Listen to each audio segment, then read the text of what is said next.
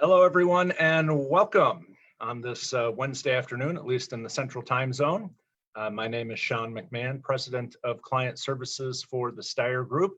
Thanks for joining us for this week's version of our Stewardship Development and Fundraising Forum.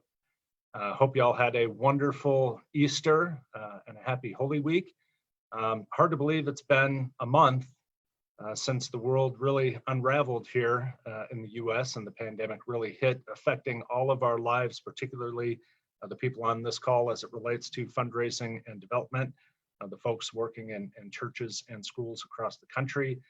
We have developed this live video forum for you to be able to have a virtual brainstorm with people who work in this field and who are very concerned about all the challenges that we're facing on a day-to-day basis, so that we can collectively tackle some of these challenges and hopefully come up with some answers that help all of us. Once again, this is a live event. Today's topic is Asking in April. We're going to dive into that in just a second. First, just some quick ground rules. Anyone who comes into this web forum is on mute. If you would like to speak, you'll have to unmute yourself. And we do encourage questions. Please let us know what you're thinking. If you have comments, if there are other topics you would like to discuss, please use that chat function at the bottom of your screen. My colleague Brian Norton is standing by and monitoring those inquiries. And as we get to later in this session, we'll dive into whatever it is that you want to talk about. As usual, we want to start with a prayer. This is something that one of my colleagues passed on to me recently, thought that it was very appropriate for today's session. So if we could all start in the name of the Father, Son, Holy Spirit. Loving God, I pray that you will comfort our world in its suffering, lend skill to the hands of healers, and bless the means used for a cure. Give us confidence in the power of your grace, that even when we are afraid, we may put our whole trust in you. We ask all of this through our Savior, Jesus Christ, who lives and reigns with you and the Holy Spirit.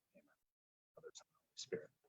Again, once again, thank you so much for joining us. This is Asking in April, and you might imagine since the middle of March, we have all been dealing with the pandemic and the fallout from it, much of it being economic in nature. That is certainly how it affects many of the people on this call, and the reason that we're all assembled, because we've asked ourselves over and over, can we go out and fundraise? Can we conduct business as usual? All of this while our resources are dwindling more than ever, and that we're seeing needs more than we ever have. Simply put, the answer is yes, you can and you should be fundraising. Maybe now more than ever because of the situations that you find yourselves in. We're going to dive into that today. I will let you know our opening topic might run a little bit long. We have a lot of ground to cover before we open it up to everyone else. But we want to start with some of the trends that we're seeing out there. In the first couple of weeks, you saw nothing, but we're starting to see people start to creep out and do some development work again. Some of the trends, this are things that just have landed in my email inbox this week. General appeals. This is from the St. John Paul II Newman Center on the campus of Nebraska, Omaha. In one of their email correspondences, which was also touting many of the activities that they had going on in their ministries, but there was also a soft appeal. You can see that there in the boldface. If you are moved to help, your support will make a difference. This came along with a donate now button. So we're seeing general appeals. We're also seeing very focused appeals. This is from the local chapter of Habitat for Humanity. As you can see, our organization, like so many others, will be hit hard financially. Please provide needed revenue to sustain our operations. So again, that immediate need, this as well had a donate now button accompanying that. We're also seeing a little bit of a change with some of those annual spring galas. As you can imagine, many organizations have your traditional fundraising dinner, silent and live auction. We're starting to see those go online in our community alone. There's something that we call The Gathering, which is an annual fundraiser for an inner city school system. This year, they branded it as The Ungathering and did a virtual fundraiser. High schools are still continuing their operations. This is a sample from a Benedictine high school right here in Omaha. Also, our local Catholic charities had their Irish Fest that they took online. And the Notre Dame sisters, they also did their celebration of the Spirit fundraiser online this year. In terms of trends, what we have seen, by and large, these events are not raising as much money as they raised in years past, but they are also spending less money. As you might imagine, all the fixed costs that come with those live events, the venue, the dinner, the drink, many of those costs have been recouped. And because of that, the actual expenses to put on the event were significantly less. Just a quick anecdotal kind of tally of how these fundraising events have done. On average, they are averaging right about 90% of goal. Considering everything that is going on in the environment in which we're operating, I think we can all agree that is pretty darn successful. We're also seeing community events proceed. Right here in Omaha today, we're having a community giving day. We saw one recently in the Phoenix area. This is an annual event held in April. This one did remarkably well, 4.7 million raised for just under 1,000 nonprofits. It was a 25% increase over what they had seen last April. They did add a COVID-19 emergency fund to that overall appeal, but it did very, very well. And what we're seeing is people are in the spirit to give, and they're supporting charities, particularly ones that deal with the health crisis. But we are also seeing support for our other nonprofits, our churches, our schools, and in many cases, unsolicited support. So a couple of tips for you. If you're in a church or in a school, you're wondering how to proceed, these are just some overarching themes that we think that you need to pay attention to. First, mission over maintenance. This is really the time to concentrate on your mission and what you need to do to sustain it. You need to have a narrow focus. You need to communicate that like crazy. How are you navigating these challenges? How are you overcoming the shortfalls that you're facing? You need to communicate that to your supporters. Now is the time to concentrate on needs, not wants. We talk about that in all times, but now more than ever, concentrate on exactly where it is that you are feeling the pinch. For instance, in many churches, we're looking at offertories that need stabilization.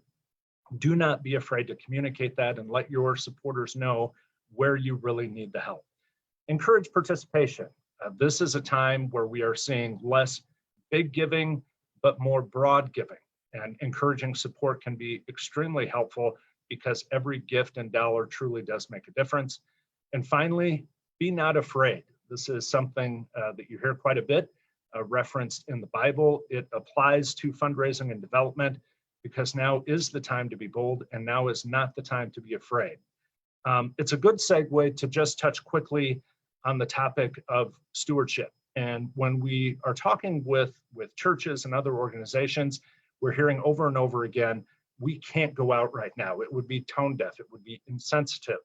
But when we look at the Bible and we talk about the notion of stewardship, really this is exactly the type of time where you need to ask for support. I want to bring in my colleague, Bob McDonald, campaign manager here at the Steier Group, currently working for the Diocese of Hamilton, Ontario in Canada on a campaign up north. Bob and I have had lots of conversations offline about this, but we thought it would be useful to share. Bob, if you could just spend a few moments talking about the notion of stewardship is something that we need now more than ever. Sure, thanks, Sean. You bet. I think your examples really show what the message is here. If as a charitable organization we value what we do, then there's no apology necessary in asking for money even now. It's what allows us to do what we do. And if what we do is a good thing, then all we're doing really is inviting folks to be part of something good. And for us as donors, we need to recognize that it's not that our faith is here and our finances are here. Our faith and our finances are here. And I don't think you can overlook that. What's at the heart of this is stewardship, as you said. The idea that we give back to God in gratitude a portion of what he has given us. And giving back isn't a penalty or a punishment. It's intended to be something joyful. And people want to help right now. I think you're seeing that from your examples as well. They want to know that their generosity is making a difference, and they see that now more than ever. But even as we give to a need, say we're replenishing the offertory or helping fund a new building or something like that. We also have a need to give as a sign of our gratitude for all the blessings we've received. And we also say that stewardship is a way of life. It's not just for the good times in our life, it's for all times of life. And well, this is our life right now. Stewardship isn't what keeps us from getting through the tough times, it's what helps us get through them. So again, all we can do is invite others to give, to be a part of the good that we do. If they can help, that's wonderful. If they can't right now, we understand, but there's no apology necessary for the invitation. And I heard a rumor that we have Francis Doyle on the line. And Francis, if you're there, I hope that you'll unmute and maybe chime in on this topic. Francis is the Director of Stewardship and Development for the Diocese of Hamilton, Ontario.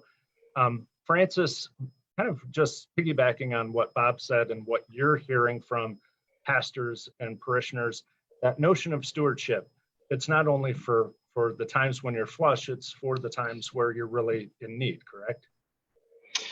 Well, I think that's just it. And, just thinking what you started this presentation with, Sean, about, focusing on your mission and communicating a lot. This isn't really new stuff, or at least it shouldn't be for all of us that are working in development.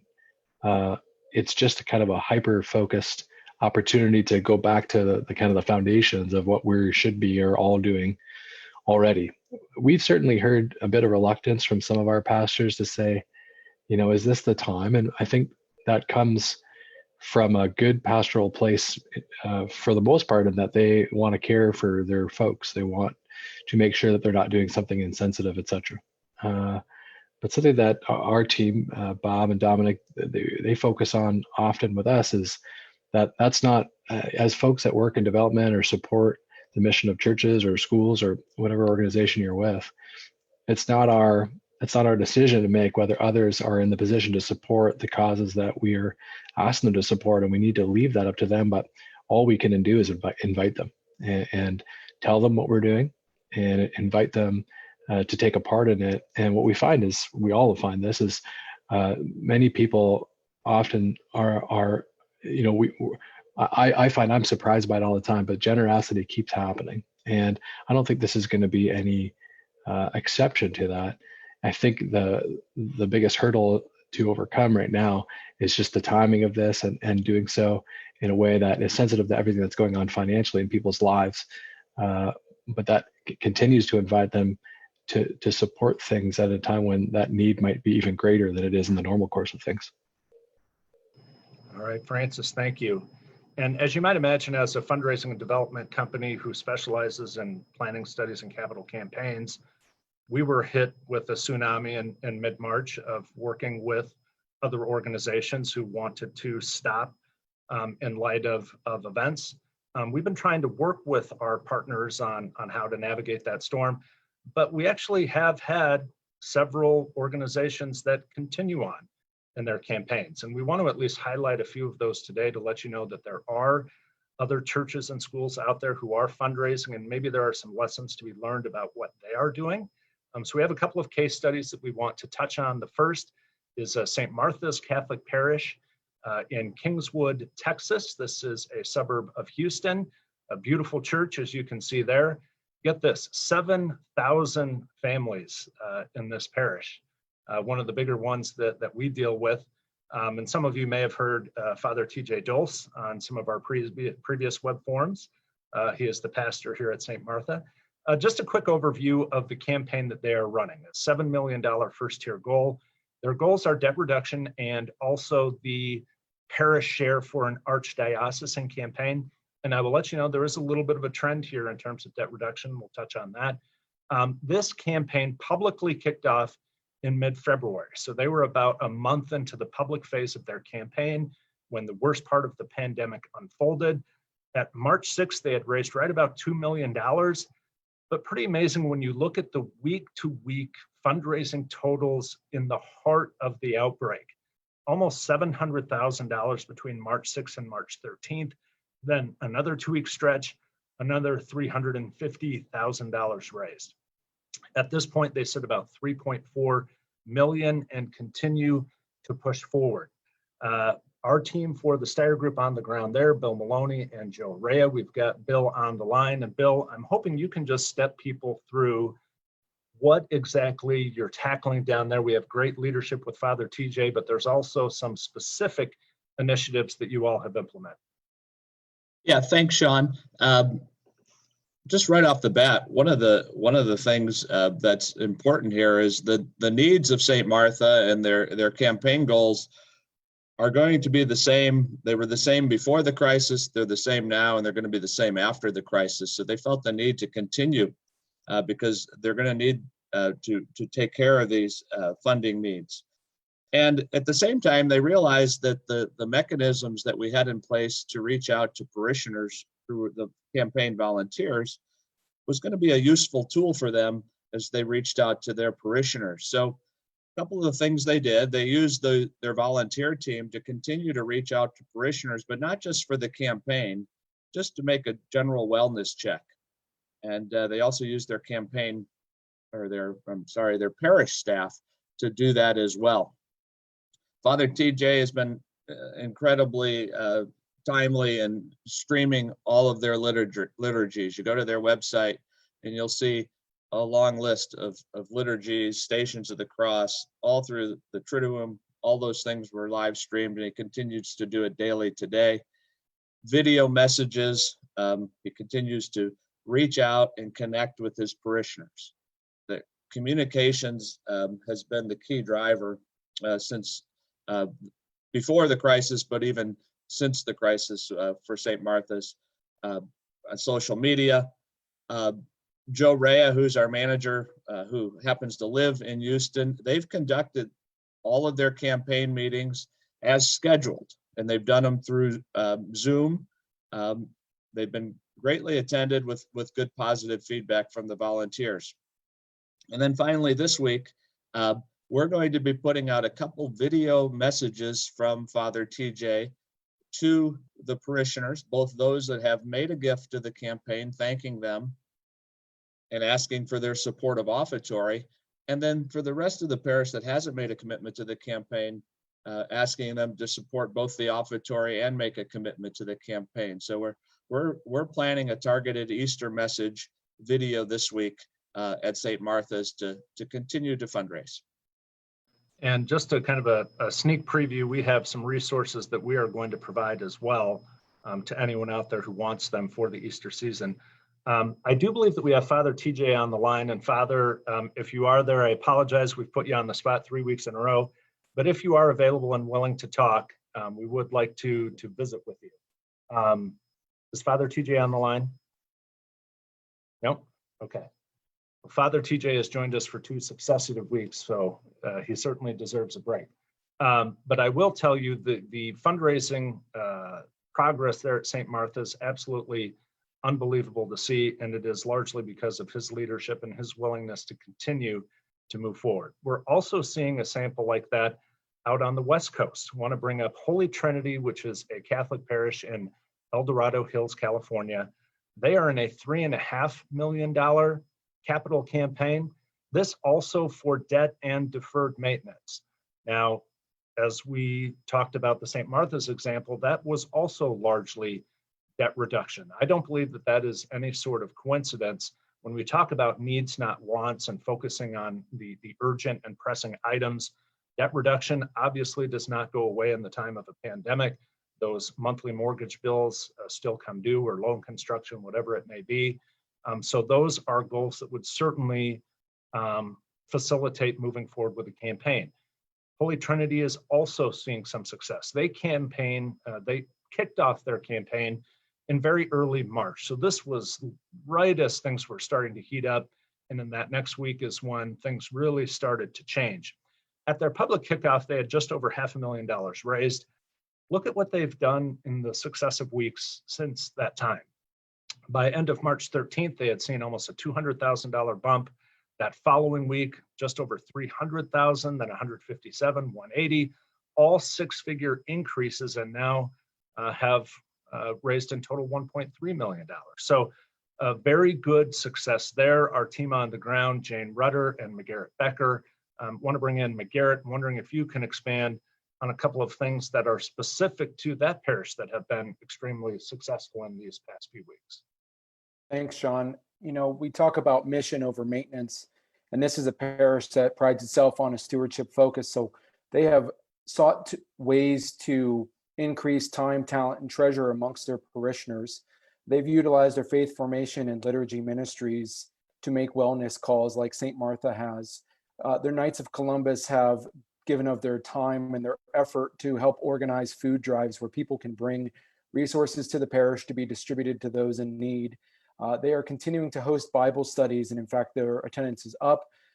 They have adoration. They've moved all of their service online or Zoom meetings and ways that families can engage and stay connected with the parish through video conferencing or Facebook and streaming.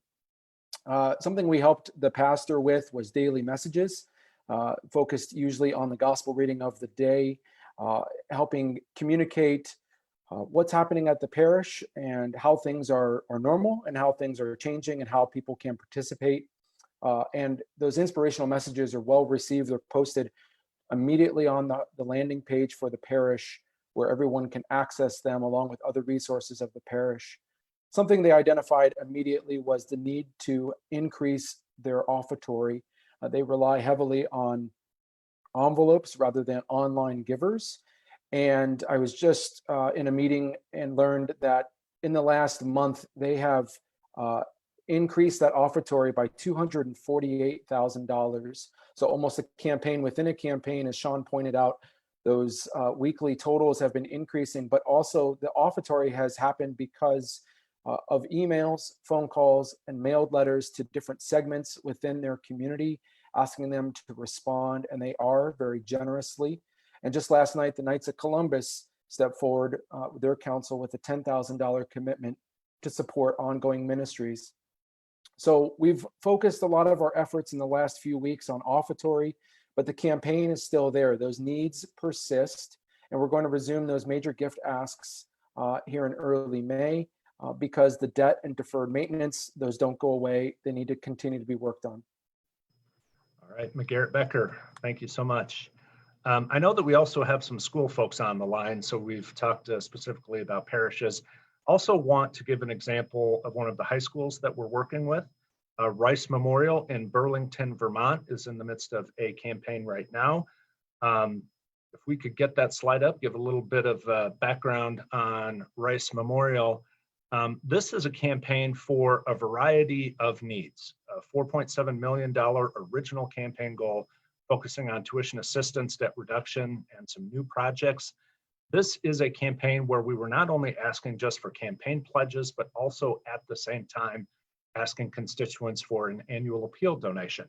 This one kicked off back in November, so we're well into the heart of the solicitation phase. On March 16th, they decided to change course, as many other schools and organizations have, to try to pivot to a different sort of strategy. They temporarily suspended appeals. They took what was a day of giving, transitioned it to a day of intentions instead, and have really engaged their lay leadership. So I want to bring in Chris Knopf, who is our campaign manager, servicing that Rice Memorial High School campaign. Chris, maybe step us through some of those strategies that you are implementing to try to keep the momentum of the campaign alive. Absolutely. Thanks, Sean. As Sean mentioned, around March 16th, we were faced with significant hurdles in our overall campaign strategy. And I first want to say, Christy Berenberg, who's the development director at Rice and who's part of this, what we're doing now could not have happened if not for the willingness of she and her team to collaborate and be open to adjusting and new ideas. So I really commend her leadership and her team in this new approach. Certainly after March 16th, we took a look at our campaign goals, and this goes right in line with the theme of or one of the themes of today, which is mission over maintenance. We had a number of brick and mortar projects that we are trying to address as part of the campaign. We took those out instead of doing the separate dual asks of the campaign and the annual fund. We put them all underneath the campaign umbrella. Really made the annual fund part of the campaign as a individual project. And then we really took another look at our major gift prospects. And we talked about what we have to do to individually tailor and customize an approach for each one of those prospects who may have been hit hardest because of the current pandemic. There were some we said, let's move on business as usual. Based on our intel and what we know, nothing has changed for them from a financial standpoint. They still believe in our mission. Let's go forward with the ask that had been made. For some others, we took a different bit of an approach. Obviously, we really like to use specific request amounts in any campaign. And a lot of these individuals had already received a letter saying, would you consider X amount? But what we did is we followed up and we sent them a gift chart updated to show the different levels of what's needed to reach our goal and how many gifts in each level we've seen so far.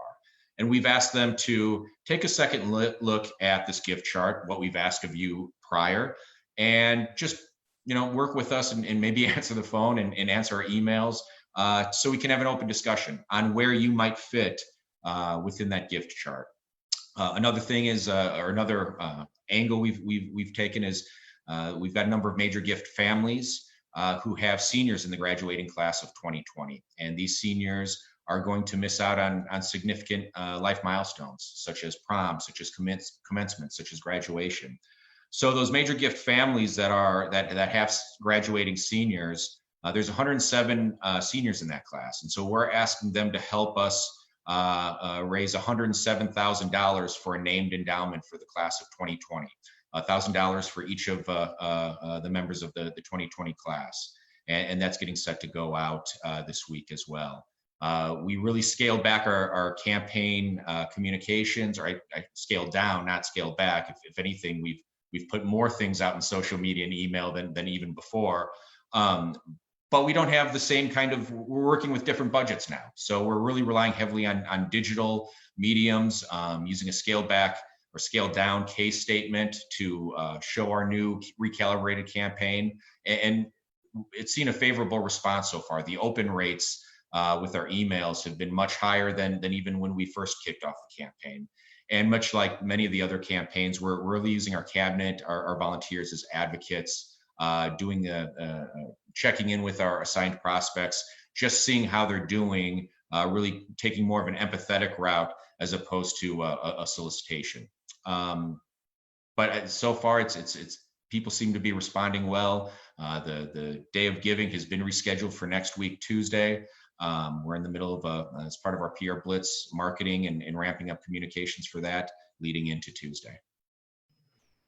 All right, Chris, thank you. And you see that almost a trend of using the volunteer structure that's been created for a campaign to put to good use, be it for well checks or trying to reach out to folks for offertory stabilization. You can use that campaign model and structure to help in ways that aren't just for the campaign. I do want to get the perspective of Christy Berenberg, and Chris had mentioned her earlier. She is the Director of Advancement for Rice. If Christy, maybe you could unmute, give us your perspective, just kind of going into this and the daunting task of kind of trying to reverse course. And what is the reaction of your constituents? What sort of feedback have you gotten? Well, thanks for having me, Sean. As you can imagine, there's been a lot of time and effort put into the campaign up from between November and March. And we were gearing up for our Day of Giving. We were literally on the eve of the Day of Giving. And there was a lot of hemming and hawing about what do we do. Obviously, we thought it would be insensitive to continue, that we needed to press pause. And overwhelmingly, donors and our alumni, our parents were very supportive and appreciative of that pause. We've taken Chris's advice and really worked on getting more engagement online with our families. We did a focus on alumni who are working in the medical profession and really a shout out to them, and did a special mass for them that was broadcast live on Facebook.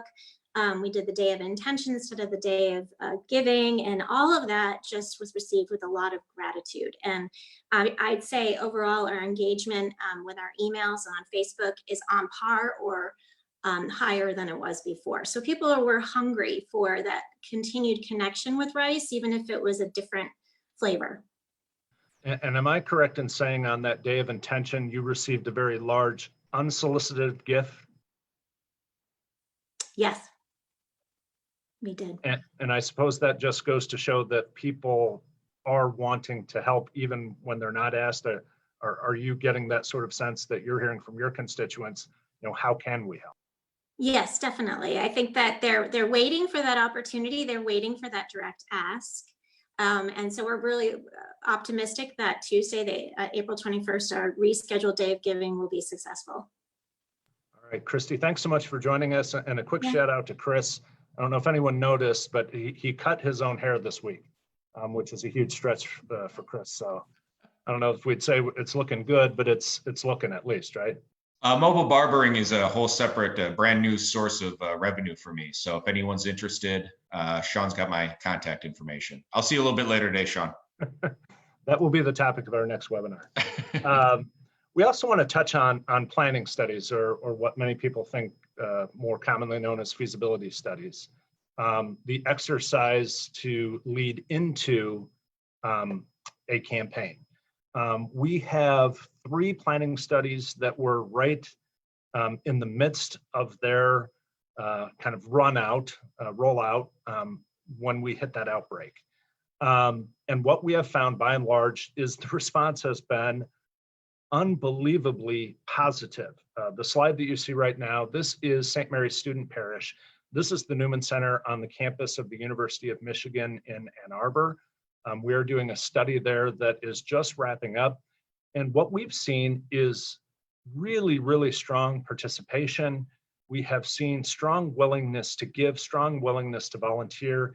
We've actually seen pretty strong self-reported gifts as well. And in any planning study or campaign for that matter, really one of the challenges is trying to get a hold of people. And anyone out there who's in development or have had to make those calls, it's a struggle just to get someone on the phone or to get a visit, an appointment with. During this time, we have seen participation skyrocket because it's much easier to get a hold of people. With folks sidelined and staying at home, they're taking calls now more than ever, and they're willing to talk now more than ever. So if you're considering a planning study, if that's something that you are venturing into, it's actually not a bad time to do it. And to answer that key question of how much money can we raise in the midst of this COVID-19 crisis or as a result of it, doing a study now really does allow you to get a handle on that, because people will honestly assess their financial situation and give you feedback with that as the backdrop. So planning studies, feasibility studies, certainly something to consider. And if you are in the midst of potentially moving into a campaign now more than ever, we would suggest that you do actually engage in that activity. All right, so we have kind of reached the end of our opening topic and the plan presentation. Really want to open it up now to see if there are comments, if you have any questions for any of our presenters, if you want to ask a follow-up for clarification. Brian Norton, is anything on the line there in terms of questions that anyone has? Yes, Sean, we have a question here. How can we consider a campaign when we're struggling to raise money for operations? Well, it's a great question, and obviously something that we're seeing all of the time. And I think it goes back to one of the earlier slides that we had touched on, which is you need to narrow your focus. You really need to concentrate on the things that are the most important.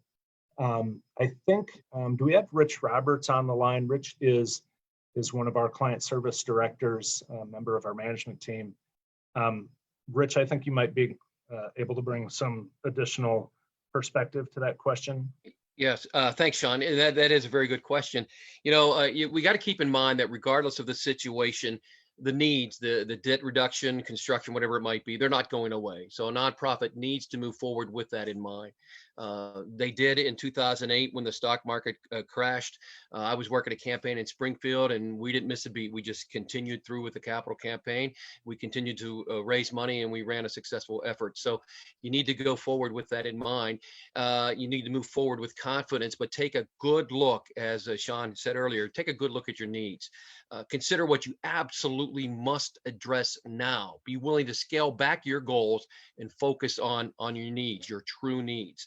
Secondly, and Sean just mentioned it, secondly, you want to, before you move forward, you want to run a planning study. It's a really a wise investment. It'll allow you to take the temperature of the community. Are they in favor of the capital campaign? What do they think of your goals? Will they support the effort financially? And of course, to what degree will they support the campaign financially? Any effects of the current financial situation will play out in the study. You'll learn people will adjust their giving, and you'll learn that in the study. To celebrate success when you run a capital campaign, recognize the sacrifice made by many by tiering your campaign goals. You want to ensure that donors realize what their giving allows you to do with your capital campaign, what that success means. Finally, you need to be flexible with your payment, especially for those who've been asked to make a larger donation. Instead of 3 years to fulfill a pledge, it may take someone 4 to 5 years to fill out a pledge, to complete that pledge, or possibly longer, but just be flexible with their pledge payments. The bottom line is, nonprofits are going to continue to ask for support for a capital now. And if you have needs, you do not want to be left behind. Thank you, Rich. I always have a tendency to put people on the spot, but I had heard that we have our friends from the St. Augustine Indian Mission on the line, maybe Father Mark Barron or Becky Meyer. Father, Becky, if either of you on the line, I don't know if you're willing to unmute and visit with us, but I'm curious, as a school and a religious institution that is kind of coming out of the major solicitation phase of a campaign and now trying to raise money for operations, I'm just curious what sort of reaction you've seen in terms of people giving on the pledges that they previously made, and what sort of support you're seeing from the general appeals that you have made. Father or Becky, are you out there, and are you willing to touch on that?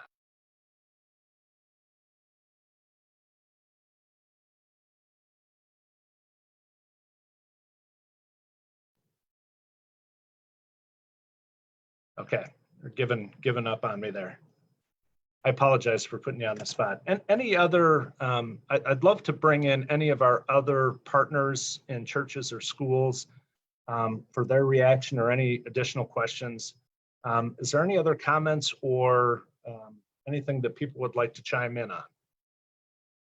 We do have a question here. Do you have data on average donations now after COVID-19 as opposed to before the outbreak? Good question. I'm going to put Peggy on the spot there. I think that the answer is it's too early to tell. We have been monitoring a lot of data. We have been spending a lot of our time concentrating on the comparisons to 2008. It is certainly not a good apples for apples comparison, but it might be the closest thing that we have, which is to look at the last time we had a large economic event and recession and how that affected our campaigns. Peggy, is there anything that you can glean in terms of data that you've seen regarding funds raised? Now, to your point, I have focused just in the last few days on pulling some stats from 2008, and I'll be comparing that to just the recent funds raised we've accumulated, in this first quarter, and we'll do that ongoing in the following months. Then we'll have a better comparison. Bill Maloney, is there something that you might chime in on that? Yes, Sean, thank you. I was just going to give a little anecdote from my own home parish. I received a call from my pastor, Father Bill Bruning, this morning in Overland Park, Kansas. And he shared with me, we have recently reached out via email, via regular U.S. postal mail, through our live streams, asking for support for both our offertory and something we call the Queen's Fund, which is a fund for parishioners in need. So we did a dual ask for both of those. Our Queen's Fund has gone from $2,400 balance to a $24,000 balance over the last 2 weeks from parishioners wanting to help fellow parishioners. And I also know that our offertory has stabilized quite a bit as well through both mail-in offertory and through our online. So just a little anecdotal information from a parish here in Overland Park, Kansas. Brian, anything else on the line there? Yes, yeah, we've got a few more questions here. The first one is, do you have a suggested script for a well check or solicitation call? I'll leave that open to any of my Steier Group colleagues. I know that we have several who are working in parishes to do exactly that. Does anyone want to chime in with maybe not a word for word script, but just kind of the general copy? And that's something that we can obviously share after this session. Sean, I can share again if that would be all right. Both at my parish and at a few others I'm working with, you know, the basic call is how are you doing? You know, do you have anything, any needs? Secondly, do you have any prayer intentions? At my parish, Father Bill holds up the sheet of paper that he prints off from all the prayer intentions that the callers have received. So I think that's really important.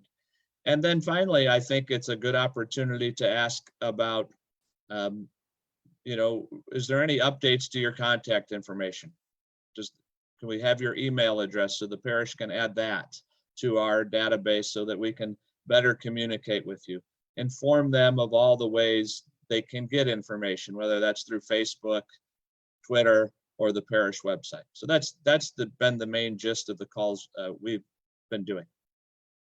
Thank you, Bill. And something that struck me, and Bob McDonald, I don't know if you want to chime in on this, but with the Notre Dame Sisters, it's a order based here in Omaha, Nebraska. I was struck by something that Bob had relayed to me, which was they had their annual fundraiser just here recently that was put online and made a virtual event. In advance of that event, the sisters called the people who were scheduled to attend the event, and they weren't asking for money. They were just checking in. And what we had heard was it was remarkable how much those people wanted to talk and enjoyed just having that touch. So the well check, just asking how folks are, just kind of touching base really has been a positive. But Bob, is there anything to expand on that or not? Well, no, that's I mean, that's pretty much it. They didn't want to make it about money. They did want to make it about how are you doing? And you know how we always say that if you deal with the other aspects of stewardship, the financial part will work itself out, and that's exactly what happened there. They dealt with people on a really sensitive level, and the money part of it fell together. You know, they had a really successful event, and it was right in the thick of the worst of this. So they were thrilled with how it went. It kind of always boils back to just taking care of each other. And I think that's a great theme. I do want to quickly mention, we had sent out a resource guide recently, the Holy Week from Home resource guide. We're just really tickled by the sort of feedback we've gotten from that. It was downloaded not only across the country, but across the world. In response to that, we have created some additional materials. So we are putting together a weekly resource for the Easter season. And we will make this available. If there's anyone on the line that would like this, please reach out to me or sign up for the Steier Tips newsletter. This is a guide that also has an insert for the Feast of Mercy. But this is something that you can distribute to your parishioners, to your pastors or parishes if you're a diocese. Does not need any sort of customization. It's just drop and go, and I think it's a great resource guide. We're also putting together some videos that we will also make available to all of you, as again, we try to navigate these tricky times. I would ask anyone out there, if you have an opinion on topics that you would like to cover in the future, if you have questions, please reach out to me.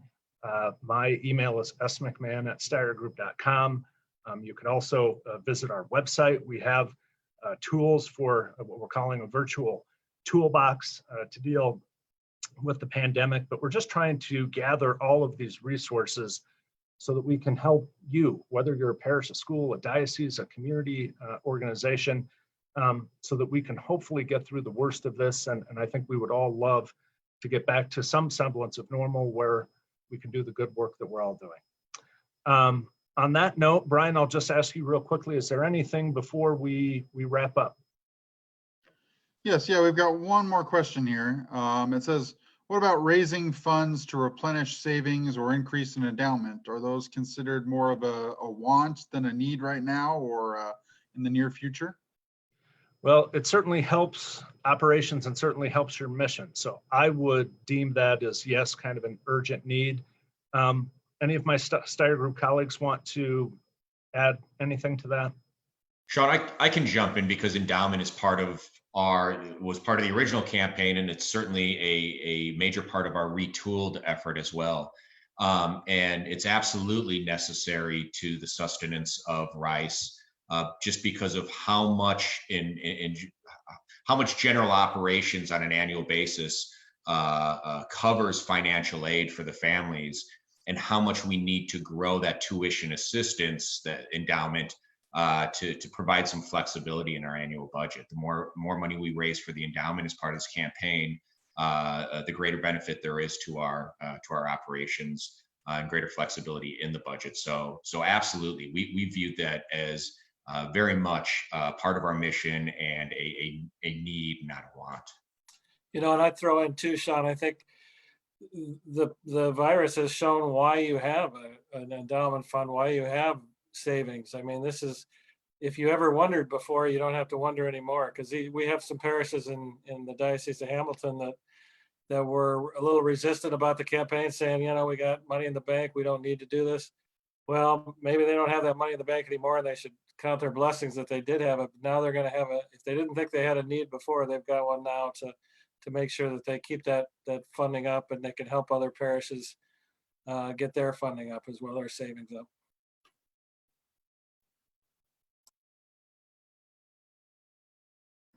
Sorry, it was muted there. I'd be curious just to maybe get a final word from Francis Doyle. Francis, if you're still on the line, from a diocesan perspective, kind of dovetailing off what Bob said there, it is more important now than ever to make sure that as a parish or an organization, you do have something on board in terms of a rainy day fund. Well, that's what I have a friend here with me, by the way, but what Bob said is really well encapsulates our situation, because there's such a stark difference between the parishes that have some reserve funds right now and those that don't in our diocese. And the ones that do are able to sit back a bit and plan and feel okay. And they know that they're going to weather this storm for sure. But the ones that don't, and that's many, many, many parishes in our diocese, it's real touch and go for some of them. And so I think there's going to be an added incentive for those parishes to, to make that a part of their planning, because I mean, no one planned for this, but I think we all know in our families and any organization, having some rainy day funds is never a bad thing to do. But I think this kind of drives home that it's not really, the question was, is this a nice to have or a need to have? And I think this tells us that it's a need to have for sure. And in the case of our parishes, at least. And I hope you don't mind my asking, Francis, is that Maggie?